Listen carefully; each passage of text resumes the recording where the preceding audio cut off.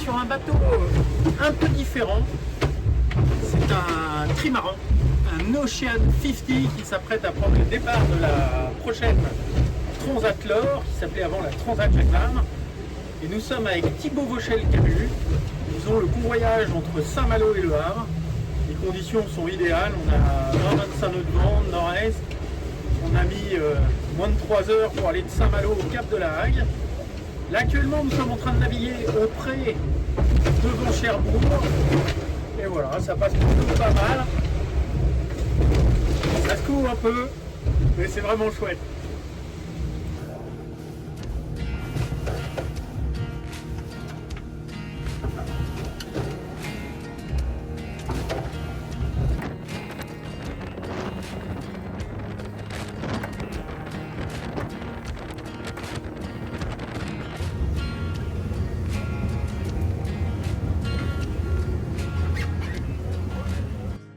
Eh bien, nous sommes maintenant avec Thibaut Vauchel-Camus, le skipper de Solidaire en peloton et le président de l'association Ocean 50. Thibaut a eu la gentillesse de m'inviter à bord de son superbe trimaran pour le convoyage entre Saint-Malo et Le Havre. Dans une dizaine de jours, Thibaut, tu prends le départ de la Transat L'Or. Donc, déjà, parle-moi un peu de la Transat, comment tu la sens? Et puis après, tu vas me dire quelques mots de ton bateau. Alors comment je la sens? Je la sens bien, à la fois hâte d'y être. Bon, on n'est plus très loin maintenant du village, on est à moins de 10 000 maintenant du Havre, avec un nouveau binôme, avec Damien, des retrouvés après 25 ans, c'est une saveur particulière. Et non, le bateau est prêt, l'équipage est motivé, l'équipage s'est éprouvé sur la phase nette, sur les 24 heures ultimes et sur les convoyages qu'il y a eu auparavant. Donc à chaque fois on a ressorti un bon petit bilan, toujours positif. Et non, content d'y aller, content d'y être, content de partir. Excellent. Bon alors, et ce bateau, parce que là, celui-là, ça fait quoi maintenant? 2 ans que tu l'as? C'est un peu plus de 2 ans qu'on l'a, ouais. J'avais déjà sur la Transat Jacques Vabre. La précédente, d'accord. Tu avais fini combien en 2023? Avec Quentin Vlaminck, on avait gagné. D'accord, ah ouais, donc tu es le tenant du titre là. Tenant du titre avec Quentin qui était le skipper d'origine du bateau, qui avant était Arkema. Qui est puni, qui maintenant fait du Figaro. Bah, il s'est auto-puni, mais bon, c'est chouette. C'est très courageux que de quitter les compteurs à 2 chiffres qu'on regarde par dizaines de nœuds. Donc, alors on le reverra un jour, je pense.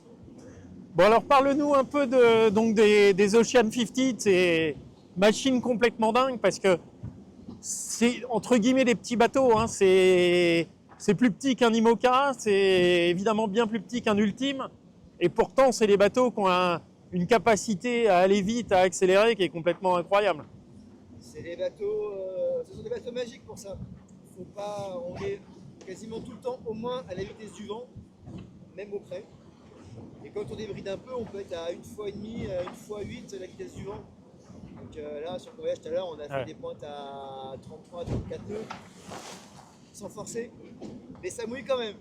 Ouais, bon bah ça, c'est le prix de la vitesse, hein, j'ai envie de dire.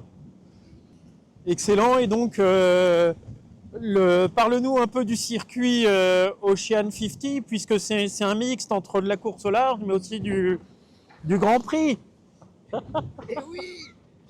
Ouais, c'est Faut monter les fans qui dégoulinent. Continue! Après, on peut pas faire un petit cut pour nettoyer l'optique ou pas? Oui, non, on fera. Ça a coupé la vidéo à un moment, la vague. Ah bon, c'est pas grave. J'ai relancé. Ce qui est assez excitant sur cette catégorie de bateaux, c'est qu'on fait autant la course au large en équipage réduit, 3, 2 ou 1, et on fait aussi des courses type Grand Prix, où là on est 5 à bord à manœuvrer sur des parcours construits ou des petits parcours côtiers. Et ça c'est hyper excitant parce que là on retrouve vraiment la régate et les sensations d'engin de plage, ouais.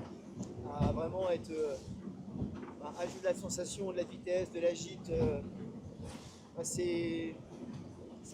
On retrouve les plaisirs de la régate de petits bateaux sur des grands bateaux. En termes d'évolution architecturale des bateaux aujourd'hui, donc c'est une jauge un peu à l'image de la classe 40. Hein. C'est une rulebox qui est fermée, mais non, enfin, dans lequel tu as le droit de concevoir ton bateau avec les éléments de la jauge. Est-ce que tu penses que vos bateaux vont encore beaucoup évoluer dans les années à venir, ou c'est plutôt on est arrivé à une maturité de la classe? Je pense qu'en termes de design, on est arrivé à une certaine maturité. Et puis l'enjeu, c'était aussi un petit peu de donner une expression à du design à l'intérieur d'une box roll, mais avec des matériaux limités, avec des types d'ouvrages limités, et puis forcément des gabarits et des maximum et un poids minimum. Donc, ce qui est voulu surtout, c'est la raideur des bateaux et l'ergonomie qu'on y met dedans. Et ce qu'on voudrait aussi maintenant, c'est que s'il y a de nouveaux bateaux à être construits, c'est qu'ils puissent intégrer des solutions un peu plus responsables dans la construction. Parce que voilà, une des raisons du numerus clausus de la classe, c'était de limiter les déchets qui sont liés à la construction d'un bateau. Et grâce à ça, on donne une longue vie au bateau. Et voilà, on va aussi accepter que des bateaux qui ont 15 ans aujourd'hui, à un moment donné, sortent de la classe pour laisser la place à des bateaux plus récents, mais avec une construction plus vertueuse. Alors le numerus clausus, c'est assez intéressant, puisque je crois que c'est la seule classe qui a mis en place cette clause. Aujourd'hui, elle limite le circuit à 11 bateaux. 11 bateaux. Ouais. C'est-à-dire qu'aujourd'hui, quelqu'un qui a un budget qui arrive, il est obligé de racheter un bateau existant quelque part. C'est ça. En gros, c'est comme racheter une licence au travers un bateau pour en faire un nouveau. Ok.